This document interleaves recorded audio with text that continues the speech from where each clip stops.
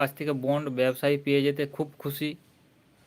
তো শেষ মুহূর্তে দেখা যাবে স্টোর মালিকের প্রফিট হচ্ছে, চাষিরা মরে গেছে।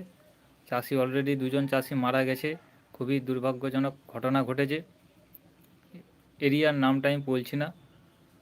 আলুতে ঋণ নিয়ে সুদে টাকা নিয়ে চাষ করেছিল, টাকা দিতে পারেনি, মহাজন এসে খুঁজছে, রাগে ধিৎকারে গলায় দড়ি নিয়েছে 2জন চাষি।